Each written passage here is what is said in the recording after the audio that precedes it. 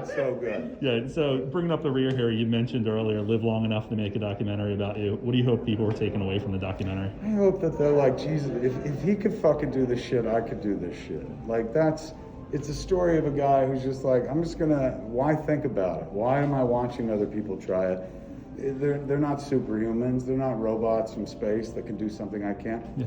I can try this thing as well. And the trying leads to this like 2-hour fucking adventure, like, and that's still ongoing. And even though like, and then it changes. Like suddenly, first it's about the work, then it's about the artist, then it's about you. They're more interested in you than what you fucking do. Thank God, because sometimes you do shit that they're like, I don't like that. But then they get engaged with everything, including your life, and then your life almost ends, and then fucking like you bring it back and you change, you go vegan.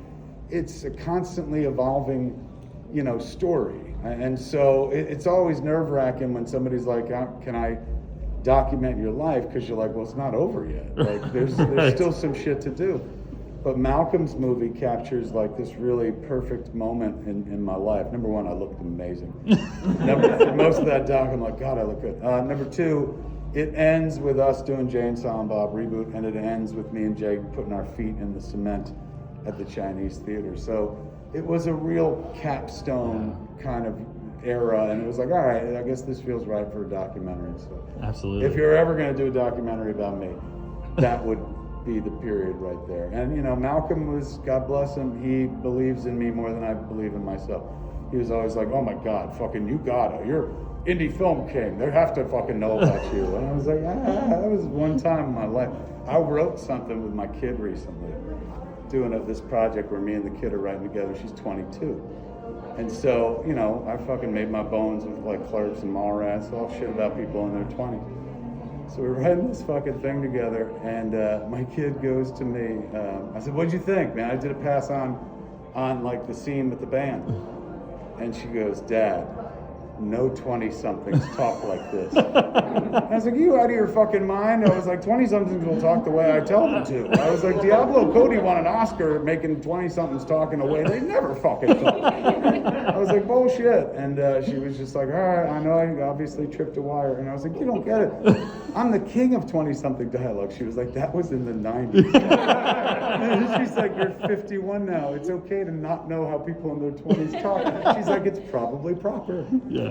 So thankfully, she knows how people in their 20s talk, and she becomes the stronger muscle on that front. I write the adult stuff, she writes the 20-something stuff, and it's a really embarrassing passage of time that you have to acknowledge. But that's great. Such is life. So last question is just, as things are getting back to movie normal and stuff's coming out, what's Kevin Smith looking forward to? The Eternals, Spider-Man. I'm like such a Marvel whore. Off Marvel brand, like I really want to see The Eyes of Tammy Faye, but it seemed to come and go, so it means I'll probably be able to watch it pretty soon on Apple or something like that. I saw Dune already, which I saw it in 40X. Have you ever seen a movie in 40X? Yes. The fucking chair just like, it's a ride, man. Like, and there's a lot of flying in the movie, so the chair does all this gliding shit. If you're stoned, perfect. Perfect cinematic experience, man. But yeah, that's the stuff. I've been kind of knee deep in making a thing, so I've stopped paying attention to what's being made. But I always, of course, know the Marvel stuff. Yeah, there you go. Well, thanks for being here. We appreciate it. Thank you. Thanks for being here. Thanks for coming.